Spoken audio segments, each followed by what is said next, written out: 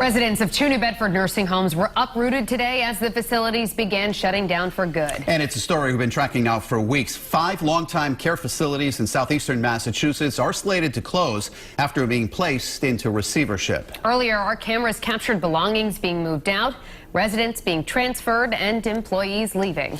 Eyewitness News reporter Kate Walsh has been tracking the story all day long and is live in New Bedford with what this means for residents and staff. Kate?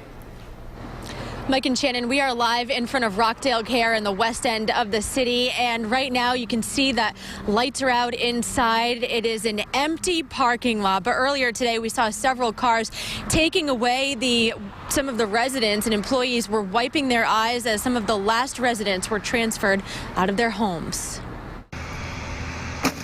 No sign of hope left at Bedford Gardens Care and Rehab Center in New Bedford.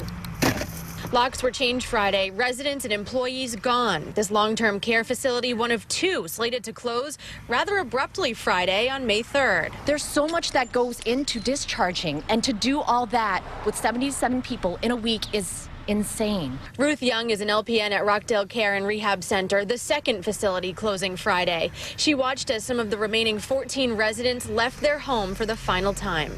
They don't know where they're going, and then you just see people with dementia. Any type of change there is, it affects them, and they can sense it. Bedford Gardens and Rockdale are 2 of 5 facilities previously owned by New Jersey-based Skyline Healthcare, which surrendered its licenses after failing to make payroll.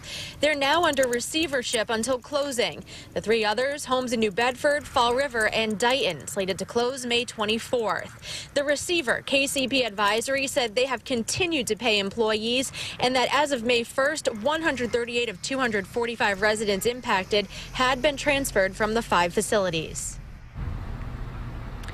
We found a care center in New Bedford not far from here that has taken in more than 30 of those residents who were displaced. They're also considering hiring some of the employees impacted by this. So you'll hear from the executive director of that facility, new at 6 o'clock tonight. Live in New Bedford, I'm Kate Walsh, Eyewitness News.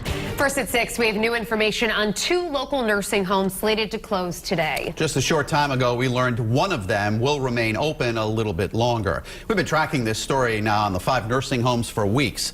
Eyewitness News reporter Kate Walsh joins us now live from New Bedford with what she's learned. Kate? Mike and Shannon, just about a half hour ago, I got an update from the receiver of the 5 nursing homes scheduled to close. 2 of them supposed to be today, 3 later this month, and they said that there are 4 residents still here where we are outside Rockdale Care. So this won't close until they're out. Somewhere in the future, this is going to be your future. Do you want this? Without their consent, 245 residents of 5 long-term care facilities must leave their homes and find a new place to live.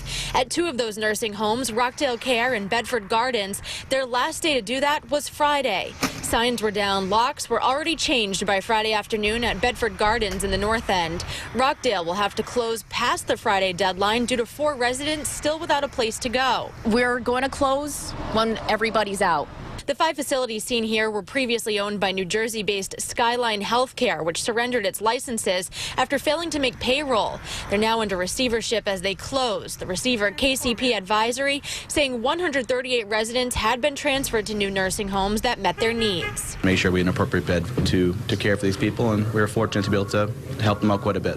Joe Silva is the executive director of Brandon Woods, not far from Rockdale in New Bedford. We've taken in 16 in this building. We have a sister facility, Brandon Woods at Dartmouth down the street, who have taken in an equal number. Brandon Woods is also considering hiring some of the employees whose lives have also been disrupted. And we're told that some of the employees will be staying here with the residents who need their care until it's closed. And the 3 others that are impacted are 1 in New Bedford, 1 in Fall River, and 1 in Dighton, and they're scheduled to close on May 24th. Live in New Bedford, I'm Kate Walsh, Eyewitness News.